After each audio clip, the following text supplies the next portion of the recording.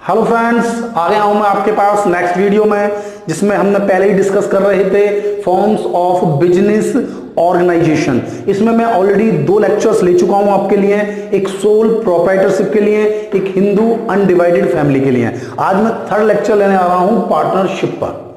यानी कि हम इससे पहले पढ़ चुके हैं private sector enterprises, public sector enterprises और जॉइंट वेंचर, मतलब जॉइंट सेक्टर। अब इसमें हमने डिस्कस जो कर रहे हैं अभी इसी लाइन से कर रहे हैं। प्राइवेट सेक्टर जिसमें सोल और हिंदू अनडिवाइडेड फैमिली मैं इससे पिछली वीडियोस में डिस्कस कर चुका हूं, जो आपको पार्ट 1 और पार्ट 2 मिल जाएगी, chapter 2 forms of business organisation. ठीक है, अब इसके बाद हम नेक्स्ट स्टार्ट कर रहे हैं पार्टनरशिप। अब ये पार्टनरशिप मोस्ट इंपोर्टेंट है। अब आप ध्यान दे लीजिए कि पार्टनरशिप 11th तो इंपॉर्टेंट है ही है, 12th के लिए उससे भी ज्यादा इंपॉर्टेंट है। हो सकता है कि आपके यहां सिलेबस में 12th में कोऑपरेटिव सोसाइटीज ना हो, हिंदू अनडिवाइडेड, सोल प्रोप्राइटरशिप ना हो, लेकिन पार्टनरशिप और कंपनी, पार्टनरशिप और कंपनी, ये 2 टॉपिक बहुत ज्यादा इंपॉर्टेंट है। इसके बिना आप आगे नहीं बढ़ सकते हैं। Near about 50 marks, near about 50 marks आपके पास, नियर अबाउट का एग्जैक्ट 50 मार्क्स पार्टनरशिप और कंपनी से 12th क्लास में अकाउंट से आते हैं। 12th क्लास के अकाउंट से 50 मार्क्स में पार्टनरशिप और कंपनी आती है। तो इसके लिए जरूरी है कि हम 11th क्लास में इसके थियोरेटिकल पोर्शन को बहुत स्ट्रांगली पढ़ें। एक तो 11th में हमारी नॉलेज अच्छी हो जाएगी, एक हमारी बेसिक नॉलेज बहुत अच्छी हो जाएगी, और दूसरा 12th के लिए हमारी जो 100 का जो मिशन है, हमारा मिशन 100, हम उसको फुलफिल कर पाएंगे। तो आज हम स्टार्ट करते हैं पार्टनरशिप। अब ये है क्या पार्टनर? आप वैसे क्लियर हो रहा होगा माइंड में, भाई मैं अकेला काम कर रहा हूं, सोल हूं, अकेला हूं, तो सोल प्रोप्राइटरशिप। अब एक से ज्यादा लोग लगे हुए हैं तो पार्टनरशिप। यानी पार्टनरशिप क्या है? जब 1 से ज्यादा, यानी 2 और मोर, 2 या 2 से ज्यादा, when 2 or more person engaged in a business, एक बिजनेस में इंगेज्ड होते हैं। तो डिफरेंट राइटर्स ने डिफरेंट डेफिनेशन पार्टनरशिप के लिए दी हुई है, लेकिन मैं आपसे कहूंगा कि इतनी सारी डेफिनेशंस को पढ़ने की कोई आवश्यकता नहीं है। सीधा सीधा पार्टनरशिप एक्ट 1932, यानी कि ये जो पार्टनरशिप है, ये पार्टनरशिप एक्ट 1932, यानी अंग्रेजों के समय ही ये बन चुका था लॉ, और उसी के बेस पर पूरा पार्टनरशिप डिस्कस होता है। तो अब बताएंगे कि पार्टनरशिप एक्ट 1932 किस तरीके से एक्सप्लेन करता है अपने आप को कि पार्टनरशिप क्या है। इसलिए मैंने इसकी डेफिनेशन को बोर्ड पर लिखा है, जिससे कि हम इस डेफिनेशन को पूरी तरह लर्न करें। ये मेरे लिए 11th में भी इंपॉर्टेंट है, ये हमारे लिए 12th में भी इंपॉर्टेंट है, तो इसलिए इसको बहुत अच्छे तरीके से हम स्टार्टिंग से ही तैयार रखें। तो पार्टनरशिप क्या है? Is the relation. क्या है? रिलेशन। किसके बीच में? भाई जो लोग मेंबर्स हैं उनके कम से कम 2 मेंबर है, मिनिमम 2 मेंबर। तो partnership is the relation between 2 और मोर पर्सन। 2 और मोर पर्सन के बीच में रिलेशन है। हु हैव एग्रीड, जो एग्री हुए हैं, जो तैयार हुए हैं to share the profit of the business, जो तैयार हुए हैं, रेडी हैं प्रॉफिट, यानी कि बिजनेस में जो प्रॉफिट होता है उसको शेयर करने के लिए, and carried out, carried on by all, यानी कि जितने भी मेंबर हैं पार्टनरशिप में। भाई मिनिमम तो 2 हैं, मिनिमम तो 2 हैं, लेकिन 2 से तो बहुत ज्यादा हो सकते हैं। मैं समझाऊंगा कितने हो सकते हैं, क्योंकि थोड़ा सा कंफ्यूजन हो सकता है। तो ऑन बाय ऑल और any of them acting for all, यानी कि उस फर्म में जितने पार्टनर हैं, चाहे तो सारे के सारे बिजनेस में पार्ट करें, या कुछ पार्टनर बिजनेस में पार्ट कर सकते हैं और कुछ पार्टनर बिजनेस में एक्ट ना करें, लेकिन रिस्पॉन्सिबल एक के काम के लिए सभी पार्टनर होंगे। तो पार्टनरशिप रिलेशन है 2 और मोर पर्सन के लिए, जो एग्री हुए हैं to share the profit of the business carried on by all, यानी सारे उस बिजनेस को चलाएं या उनमें से कोई एक चलाए। ठीक है, सबकी तरफ से। क्लियर हो रहा है? तो इससे कितनी फीचर्स क्लियर हुए हमारे पास? फीचर्स क्लियर हुए कि इसमें मेंबर्स हैं, यानी कि हम इसके फीचर्स को अगर डिस्कस करें तो मेंबरशिप है, यानी कि 2 या 2 से ज्यादा मेंबर, 2 और मोर पर्सन। दूसरा है एग्रीमेंट, उन पार्टनर्स के बीच में एग्रीमेंट है। एक क्या हुआ है? एक एग्रीमेंट है कि भाई हम इतना इतना शेयर प्रॉफिट डिवाइड करेंगे। और ये जो पॉइंट्स हम आपको बता रहे हैं कि कौन कितना प्रॉफिट डिवाइड करेगा, इसके लिए एक डीड होती है।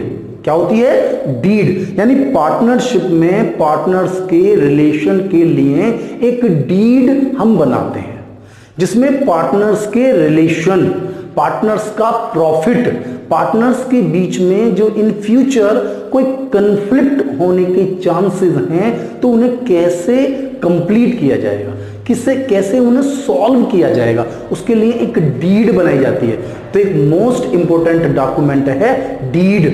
यानी पार्टनरशिप में एग्रीमेंट वो रिटन में भी हो सकता है और ऑरली भी हो सकता है। अगर वो रिटन में है तो परफेक्टली उसका यूज हम डिफरेंट पोजीशंस पर कर सकते हैं, लेकिन अगर वो रिटन नहीं है तब भी वो कामयाब है। ऐसा नहीं है कि रिटन में नहीं है तो डीड नहीं है, तो रिटन में है, लेकिन मतलब चाहे वो रिटन में हो चाहे वो ऑरल हो, लेकिन वो डीड है। तो कहने का पर्पज ये है कि उनके बीच में एक एग्रीमेंट है और वो जो एग्रीमेंट है वो किसी बिजनेस के लिए है। किसके लिए है? बिजनेस के लिए। और बिजनेस लीगल होना चाहिए, इलीगल बिजनेस के लिए नहीं है। आप कोई भी ऐसे काम के लिए पार्टनरशिप नहीं करेंगे जो लीगल ना हो, जिसको लॉ, हमारा जो कानून है, ठीक है, वो उसको सर्टिफाइड ना करता हो। तो लॉ से सर्टिफिकेशन होना चाहिए, लॉ उसको अलाउड करे, ठीक है। तो इसमें क्या क्या खास बात हो रही है, कुछ डेफिनेशन से क्लियर कर पा रहा हूं, कुछ मैं आपको अपनी बात समझा रहा हूं कि मेंबर्स होंगे, 2 और मोर, एग्रीमेंट होगा पार्टनर्स के बीच में, एक बिजनेस होगा और उनमें प्रॉफिट की शेयरिंग होगी, जो मैंने आपको डीड में बताया। प्रॉफिट इक्वल भी डिवाइड हो सकता है, अगर डीड में कुछ नहीं कहा गया है तो प्रॉफिट को इक्वल इक्वल बांटते हैं, अदरवाइज जैसे जैसे डीड कहेगी वैसे वैसे प्रॉफिट को बांटा जाएगा। तो यहां ध्यान देना है आपको कि जैसे डीड कह रही है, अकॉर्डिंग टू डीड, यानी कि वो एग्रीमेंट है और उस एग्रीमेंट के अकॉर्डिंग ही प्रॉफिट को डिवाइड किया जाएगा। इसके अलावा लायबिलिटी, ये मैं आपको पहले ही बता चुका हूं, चाहे वो सोल प्रोप्राइटरशिप हो और चाहे वो पार्टनरशिप। लायबिलिटी अनलिमिटेड है और अनलिमिटेड सभी मेंबर्स की है, एक मेंबर नहीं, सभी मेंबर्स की जो लायबिलिटी है वो अनलिमिटेड है। अनलिमिटेड यानी कि अगर उनके नुकसान, लॉस होता है हमें इन फ्यूचर, तो उनके घर से भी जो उनकी प्रॉपर्टी है उसको भी सेल करके उन्हें जो अपनी लॉस है उसको पूरा करना होगा। तो अनलिमिटेड लायबिलिटी जो पिछले लेक्चर्स में ले चुका हूं, आप उन लेक्चर्स में आपको उनको प्रॉपर्ली पढ़ेंगे तो आपको समझ में आएगा अनलिमिटेड लायबिलिटी। तो लायबिलिटी में अनलिमिटेड आप वर्ड यूज कर सकते हैं। म्यूचुअल एजेंसी रिलेशनशिप, इनके बीच में एक म्यूचुअल एजेंसी है, रिलेशनशिप है, बात है ना रिलेशनशिप। तो ये एक रिलेशनशिप है जो म्यूचुअल एजेंसी है। यदि एक पार्टनर कोई वर्क करता है then responsible for all the partner, work किसी पार्टनर ने किया and the responsible for all the firm. तो चाहे उससे प्रॉफिट हो या लॉस हो, दोनों के लिए ही रिस्पॉन्सिबल फर्म है। यानी सभी partner, all the partner are responsible for any partner, ठीक है। तो इनके बीच में एक एजेंसी रिलेशनशिप है कि हर पार्टनर फर्म का एजेंट है, हर पार्टनर फर्म का एजेंट है और जो भी एजेंट करेगा उसे फर्म बियर करेगी, आइदर लॉस और profit. Non transferability of share, खास बात ये देखिए कि हम जितने भी पार्टनर्स हैं, हम अपने शेयर को किसी भी थर्ड पर्सन को ट्रांसफर नहीं कर सकते। इवन कि यदि कोई पार्टनर अपने बेटे को भी ट्रांसफर कराना चाहे, अपनी फैमिली को भी ट्रांसफर कराना चाहे, तब भी हम उसके शेयर को ट्रांसफर नहीं कर सकते। यानी कि जो ट्रांसफरेबिलिटी है वो नहीं है, यानी कि मेरा जो हिस्सा है, यानी कि पार्टनर का जो शेयर है वो किसी को ट्रांसफर नहीं कर सकता। केवल एक सिचुएशन है ट्रांसफर की कि जितने भी पार्टनर फर्म में वर्क कर रहे हैं, यानी 100% सभी पार्टनर एक ही पॉइंट पर एग्री हों तो ऐसा हो सकता है।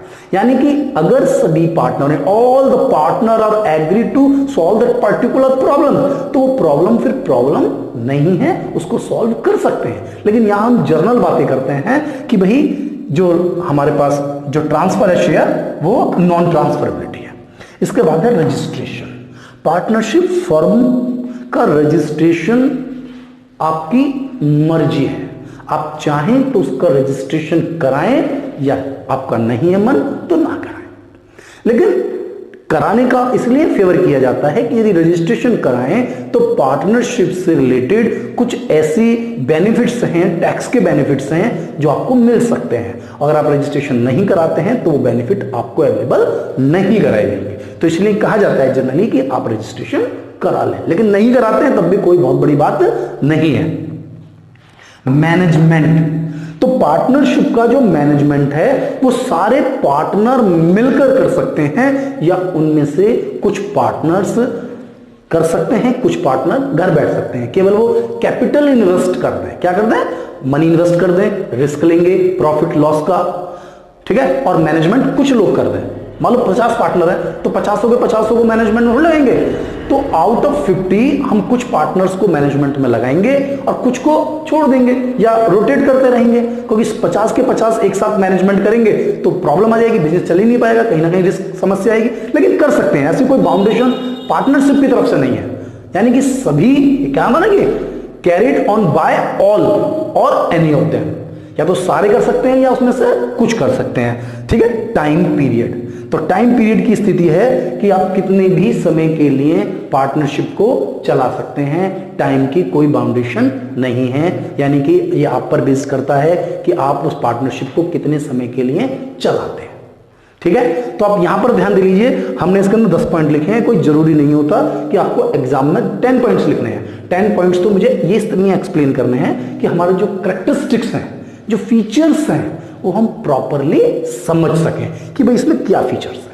अब इन फीचर्स में ही कुछ मेरिट्स हैं, कुछ डिमेरिट्स हैं, कुछ मेरिट्स हैं, कुछ डिमेरिट्स हैं। तो इन फीचर्स से हम कुछ मेरिट्स और कुछ डिमेरिट्स अलग अलग करते हैं। तो देखिए क्या क्या मेरिट्स हैं, क्या क्या डिमेरिट्स हैं। देखिए इसके अंदर हमारे पास जैसे मान लो प्रॉफिट शेयरिंग है, ये जो हमारे पास लायबिलिटी है तो अनलिमिटेड लायबिलिटी है, ये तो डिमेरिट्स हो गया, सही है ना। नॉन ट्रांसफरेबिलिटी ऑफ शेयर है, ये भी डिमेरिट्स ही मान लीजिए आप, क्लियर है ना।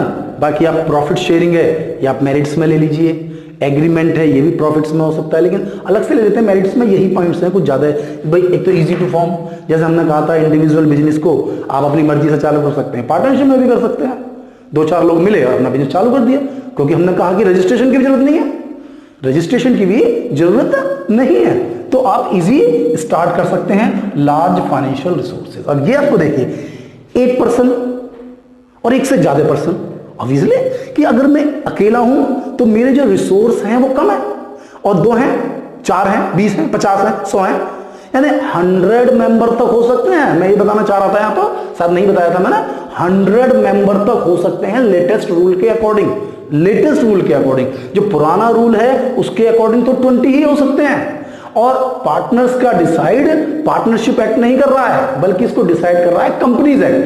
कंपनीज एक्ट 1956 जो पहले चला करता था, उसके अकॉर्डिंग एक फर्म में मैक्सिमम 20 मेंबर हो सकते हैं। इवन इन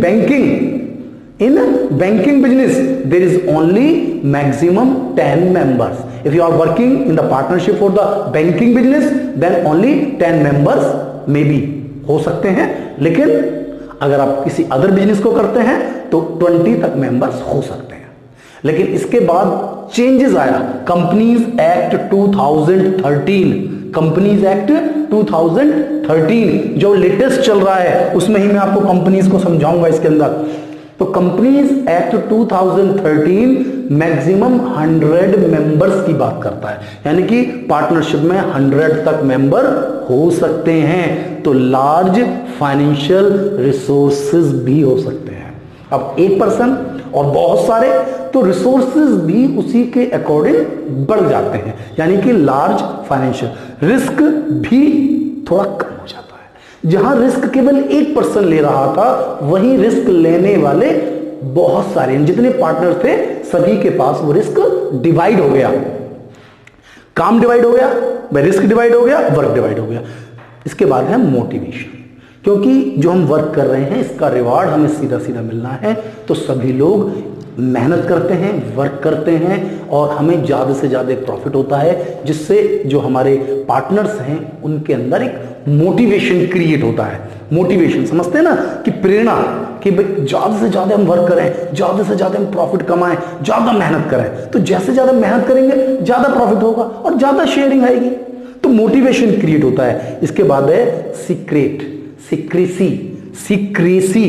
तो जो सीक्रेसी, सीक्रेट समझ रहे हैं ना, सीक्रेट, मेरा जो सीक्रेट्स है वो मेरे पास रहेंगे, यानी कि मेरे सीक्रेसी, मेरे सीक्रेट्स को कोई और नहीं ले जा सकता। कहता है ना कि गुप्त है चीज, गोपनीय है, हिंदी में कहते हैं ना गोपनीय, यानी कि मेरी बात मुझे ही पता है, बाहर नहीं गई है वो बात। तो सीक्रेसी यानी कि जो पार्टनर्स हैं उनके बीच में ही वो बात रहेगी, क्योंकि यहां पर भी अकाउंट्स को पब्लिश नहीं कराया जाता। सोल प्रॉपर्टीशिप में इससे भी ज्यादा सीक्रेसी रहती है, क्योंकि वो अकेला मालिक है, लेकिन यहां भी सीक्रेसी अपने पार्टनर्स के बीच में ही है। उससे ज्यादा की सीक्रेसी, मतलब उससे ज्यादा लोगों के बीच में जो हमारी इंफॉर्मेशन है वो डिवाइड नहीं है। इसके बाद है फ्लेक्सिबिलिटी। फ्लेक्सिबिलिटी यानी कि आसानी से इसमें बदलाव किया जा सकता है, आसानी से बदलाव किया जाता है, आसानी से आप इसके अंदर रिसोर्सेज बढ़ा सकते हैं, रिसोर्सेज को घटा सकते हैं, आप बिजनेस में बहुत सारी चीजें बदल सकते हैं, फ्लेक्सिबिलिटी है।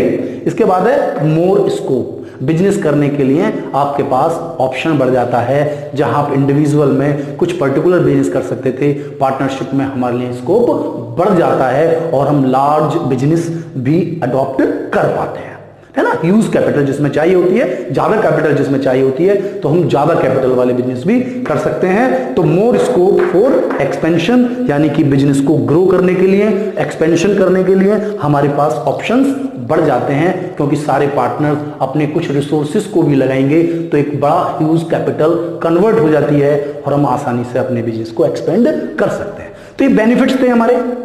तो फीचर्स समझाए मैंने, मेरिट्स समझाए, कहीं ना कहीं डिमेरिट्स भी हैं। डिमेरिट्स जनरली कुछ डिमेरिट्स तो हैं जो बिजनेस में होते ही हैं, जैसे अनलिमिटेड लायबिलिटी है। अब वो तो अनलिमिटेड लायबिलिटी रहेगी आपके पास, चाहे आप सोल प्रॉपर्टरशिप कर लें चाहे पार्टनरशिप कर लें, तो जितने ही पार्टनर हैं वो अनलिमिटेड लायबिलिटी है। इसके बाद है नॉन ट्रांसफरेबिलिटी ऑफ शेयर, ये मैं पहले आपको डिस्कस कर चुका हूं यहां पर, तो ये पॉइंट सेम टू सेम हो गया। इसके बाद है थर्ड कॉन्फ्लिक्ट्स।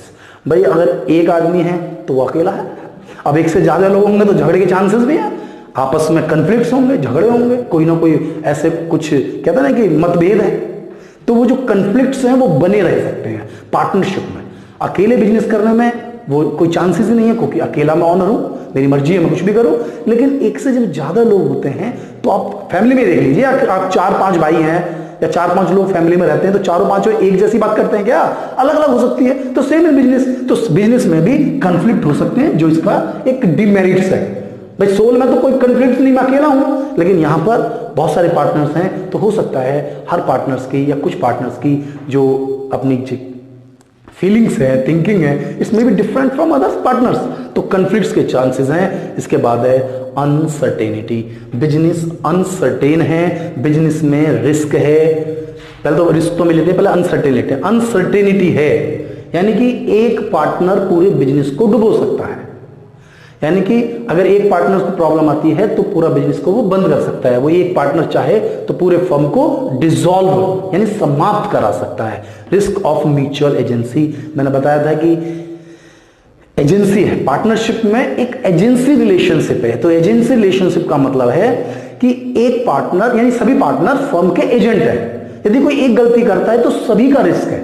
गलती करी एक ने, भाई गलती तो कर रहा है एक और झेल रहे हैं हम सारे, तो सबके लिए अनलिमिटेड रिस्क है एक की मिस्टेक का। लैक ऑफ पब्लिक कॉन्फिडेंस, अब यहां पर इन्होंने टॉपिक लिया है, पब्लिक में कॉन्फिडेंस नहीं रहता, क्योंकि जनरली लोग समझते हैं कि पार्टनरशिप है तो जल्दी खत्म हो जाएगी, बंद हो जाएगी, बर्बाद हो जाएगी, आपस में झगड़े होने के चांसेस ज्यादा रहते हैं। पब्लिक भी ज्यादा भरोसा नहीं रखती, ज्यादा आपको उधार लेने की रिक्वायरमेंट आती है तो नहीं देते हैं, क्योंकि उन्हें लगता है ऐसा कि भाई ये जल्दी झगड़े में आ जाएंगे, क्योंकि कॉन्फ्लिक्ट्स के चांसेस बड़े रहते हैं। थोड़ा पब्लिक का भी जो कॉन्फिडेंस है वो पार्टनरशिप में नहीं होता। जनरली पुराने लोग तो मना करते थे कि पार्टनरशिप भी मत कर ले, क्योंकि पार्टनरशिप नहीं करेंगे, भूखे मर जाएंगे, लेकिन पार्टनरशिप नहीं करेंगे। 4 रोटी की जगह 1 रोटी खा लेंगे, लेकिन पार्टनरशिप नहीं करेंगे। तो उनकी एक ट्रेडिशनल अप्रोच हुआ करती थी। लेकिन आज मॉडर्न अप्रोच में अगर आप बड़े बिजनेस को कर रहे हैं, आप अपने आप को स्टैब्लिश करें, तो पार्टनरशिप एक अच्छा फॉर्म है बिजनेस करने के लिए, कि भाई कुछ लोग मिलकर एक ज्यादा लार्ज अमाउंट में फंड लगाएं और बिजनेस को कर लें। फायदा कितना है? फायदा यह है कि ज्यादा लोग मिल जाएंगे, ज्यादा माइंड्स आ जाएंगे, टेक्निकल बढ़ जाए, टेक्निकली हम बढ़ जाएंगे, मैनेजमेंट बढ़ जाएगा, मैनेजमेंट कंसेप्ट बढ़ जाएंगे, ठीक है ना, सोच बढ़ जाएगी, जिसको हम मेरिट्स में लिख सकते हैं, बढ़ा सकते हैं। आपको ये ध्यान देना है कि पार्टनरशिप में क्या फायदे हो सकते हैं? ज्यादा लोग, ज्यादा काम, डिवाइड, जो वर्क है वो डिवाइड हो जाएगा हमारे पास। तो यहां पर मैंने आपको इसके फीचर्स, मेरिट्स, डिमेरिट्स, इसके अलावा मैंने आपको बताया था कि मैक्सिमम मिनिमम बता दिया, मिनिमम 2 मेंबर और मैक्सिमम अब प्रेजेंट टाइम में है 100, पहले होते थे 20 और बैंकिंग में होते थे 10। अब इसके बाद मैं इसको डिवाइड कर रहा हूं पार्टनरशिप को हम 2 पार्ट में डिवाइड कर रहे हैं, टाइम पीरियड ऑफ बिजनेस और लाइबिलिटी ऑफ पार्टनर्स। तो टाइम पीरियड में है पार्टनरशिप एट विल का मतलब है कि जब तक मन करेगा तब तक चला सकते हैं, लॉन्ग पीरियड तक पार्टनरशिप चलती रह सकती है, यानी कोई टाइम फिक्स नहीं किया है, जिसमें नाम समझ जाएगा फिक्स पीरियड पार्टनरशिप, यानी कि टाइम फिक्स कर दिया है भाई 3 ईयर, 5 ईयर, 10 ईयर, 2 ईयर, मतलब डिसाइडेड है कि आपका 5 years the firm will be dissolved, firm समाप्त हो जाएगी, हम सब अलग अलग हो जाएंगे। लेकिन पार्टनरशिप एट विल में ये पार्टनरशिप लॉन्ग पीरियड के लिए बनाई गई है, जब तक कि आपस में एकदम कॉन्फ्लिक्ट्स ना हो या कोई बड़ी समस्या नहीं होगी, तब तक ये पार्टनरशिप चलती रहेगी। और एक है पार्टनरशिप, पर्टिकुलर, देख तीनों को ध्यान देना, एक पार्टनरशिप ये जर्नल पार्टनरशिप है, पार्टनरशिप एट विल है जर्नल पार्टनरशिप जो एक लॉन्ग टाइम पे चलती है, और एक फिक्स पीरियड की है, एक टाइम दे दिया 2 ईयर, 3 ईयर, 5 ईयर, 10 ईयर, उसके बाद वो फर्म समाप्त हो जाएगी। और एक है पर्टिकुलर। तो जो पर्टिकुलर हम पढ़ रहे हैं इसका मतलब है एक स्पेसिफिक पार्टनरशिप की है मैंने, स्पेसिफिक। मैं आपको बताऊं कि जो यूपी बोर्ड में पढ़ते हैं, या आप देखिए जब सीपीटी का एग्जाम दे रहे हो तो वहां एक टॉपिक निकल कर आएगा ज्वाइंट वेंचर, बीकॉम में भी है, हमारे दिल्ली यूनिवर्सिटी में बीकॉम में टॉपिक है ज्वाइंट वेंचर, पार्टनरशिप ही है वो, तो वो ये वाली पार्टनरशिप है, पर्टिकुलर पार्टनरशिप। यहां पर हम जो पार्टनरशिप कर रहे हैं वो एक पर्टिकुलर टॉपिक पर कर रहे हैं, पर्टिकुलर टॉपिक समझ रहे हैं, किसी एक चीज की पार्टनरशिप कर ली। सपोज करो हमने गवर्नमेंट से कोई ऑर्डर लिया, उसको पूरा करना है, जैसे हमने कोई डैम बनाने का कॉन्ट्रैक्ट ले लिया, अब डैम बनाने में 2 साल लगेंगे, जितना समय लगेगा उतने टाइम का पार्टनरशिप है, मतलब केवल डैम बनाने की पार्टनरशिप है, and after dam partnership dissolve, तो उसे कहते हैं जॉइंट वेंचर। हम उसे नॉर्मली पार्टनरशिप नहीं बोलते, हम उसे जॉइंट वेंचर बोलते हैं, लेकिन होती तो पार्टनरशिप जैसी है। रोड बनाने का ले लिया, कुछ और चीजें ले लीजिए, कुछ सप्लाई करने का ले लिया, तो मैंने कुछ भी ले लिया, एक पर्टिकुलर वर्क, केवल एक पर्टिकुलर टॉपिक, एक पर्टिकुलर टाइम के लिए, टाइम नहीं कहूंगा मैं इसमें, पर्टिकुलर एक कंसाइनमेंट को पूरा करने के लिए, एक पर्टिकुलर एक जो हमें ऑर्डर मिल रहा है, एक सिस्टम है, केवल उसके लिए, चाहे वो डैम बनाने के लिए, कोई बिल्डिंग बनाने के लिए, कोई पर्टिकुलर ऑर्डर पूरा करने के लिए, या किसी की सप्लाई करने के लिए, एक पर्टिकुलर, तो उसे हम कहते हैं पर्टिकुलर पार्टनरशिप यानी जॉइंट वेंचर। अब इसके अलावा मैं आपको बता दूं कि पार्टनरशिप 2 तरह की और होती है, जो लायबिलिटी ऑफ पार्टनर, जैसे हमने कहा था ना लायबिलिटी अनलिमिटेड होती है, तो यहां पर हमने एक तो होती है जर्नल पार्टनरशिप जिसमें लायबिलिटी अनलिमिटेड है, जो हम डिस्कस कर रहे हैं लगातार कि सब पार्टनर्स यानी all partner have unlimited liability, even कि रिस्क प्रॉब्लम किसी और पार्टनर की है लेकिन रिस्क सबका है, म्यूचुअल एजेंसी है उनके बीच में। और एक है limited partnership. Actually limited partnership पहले इंडिया में नहीं होती थी, ये इंग्लैंड में होती थी, जहां पर कुछ पार्टनर्स को हम लिमिटेड लायबिलिटी के साथ ले आते हैं, यानी जितनी उन्होंने कैपिटल लगाई हुई है, और कुछ पार्टनर्स के पास जो लायबिलिटी होती थी वो अनलिमिटेड होती थी, तो लिमिटेड लायबिलिटी कहलाती थी, लिमिटेड लायबिलिटी पार्टनरशिप या लिमिटेड पार्टनरशिप। लेकिन एक नया कंसेप्ट इंडियन गवर्नमेंट ने भी 2008 यानी कि लिमिटेड पार्टनरशिप मतलब limited liability partnership LLP act 2008 अब नया जोड़ दिया गया है, इतना भी नया नहीं है, पुराना है, लेकिन जनरली पुरानी बुक्स में ये नहीं मिलता है, तो ठीक है ना, LPP limited liability partnership act 2008 जो अप्रैल 2009 से अप्लाई हो गया ऑल ओवर द इंडिया। अब तो पूरी इंडिया में है भाई, जब से J&K इंडिया में कन्वर्ट हो गया, कश्मीर वाला 370 हट गया, उसके बाद अब हर एक्ट पूरे कंट्री में लगता है, पहले नहीं लगा करता था। पहले हम कभी भी लॉ समझाते थे, बताते थे तो ये कहते थे कि एक्सेप्ट जम्मू एंड कश्मीर को छोड़कर, लेकिन अब ऑल ओवर इंडिया पूरी इंडिया में अप्लाई हो गया है एलपीपी, जिसके अंदर कुछ चीजें चेंज करती है, यानी कि यहां पर पूरी की पूरी पार्टनरशिप के अंदर ही लिमिटेड लायबिलिटी है। ध्यान से देखना, इसको पूरे अलग से टॉपिक पढ़ना इसका। LPP, limited liability partnership act 2008। अब इसकी जो क्वालिटी है वो पार्टनरशिप के साथ साथ कुछ कंपनी जैसी भी है। कंपनी के अंदर जो लायबिलिटी होती है वो लिमिटेड होती है, लिमिटेड अप टू शेयर, यानी जितना पैसा मैंने बिजनेस में लगाया है कल उतने के लिए जिम्मेदार हूं, वो मेरी लायबिलिटी है। जबकि पार्टनरशिप में लायबिलिटी अनलिमिटेड है। तो यहां पर जो हमने एलपीपी ओपन किया है 2008 के अकॉर्डिंग, अगर आप ओपन करते हैं तो सबसे पहली बात तो इसका रजिस्ट्रेशन आपको रजिस्ट्रार ऑफ कंपनीज में आपको इसका रजिस्ट्रेशन कराना पड़ेगा। जबकि हमने कहा था पार्टनरशिप में रजिस्ट्रेशन हमारी मर्जी है, हम कराएं या ना कराएं, लेकिन यदि आप एलपीपी में अपने आप को रखना चाहते हैं तो आपको आरओसी यानी रजिस्ट्रार ऑफ कंपनीज में इसका रजिस्ट्रेशन कराना होगा। फिर आपके पास कुछ क्वालिटीज कंपनी की हो जाएगी, जैसे कि लिमिटेड लायबिलिटी। आप केवल उस लायबिलिटी, उस पॉइंट तक जिम्मेदार हैं जितना मनी आपने बिजनेस में इन्वेस्ट किया हुआ है। शेयर, जैसे कंपनी के अंदर एक क्वालिटी समझाऊंगा मैं, वहां से आप थोड़ा सा समझ सकते हैं लिमिटेड लायबिलिटी पार्टनरशिप। तो ये आपको देखना है। पार्टनरशिप में अभी बहुत कुछ है। पार्टनरशिप में डिफरेंट तरीके के पार्टनर्स हैं। उसके बाद हम डिस्कस करेंगे कि पार्टनरशिप को किस तरीके से स्टार्ट कर सकते हैं, उसका रजिस्ट्रेशन कैसे कराएंगे, और उसके बाद मैं आपको डिफरेंस कराऊंगा sole proprietorship, Hindu undivided family और पार्टनरशिप के बीच में, और इनकी केस स्टडी मैं जस्ट नेक्स्ट वीडियो में आपके लिए लेकर आऊंगा। और आपको ये मेरी वीडियो कैसी लगी इसके बारे में आप मुझे कमेंट बॉक्स में कमेंट जरूर करें, बताएं कि आपको ये वीडियो कैसी लग रही है। और इस वीडियो को अगर आपको पसंद आ रही है तो आप इसे लाइक करें, शेयर करें, और सबसे जरूरी है कि बेल आइकॉन को प्रेस करें, जिससे कि आपको मेरी लेटेस्ट वीडियो का नोटिफिकेशन लगातार मिले।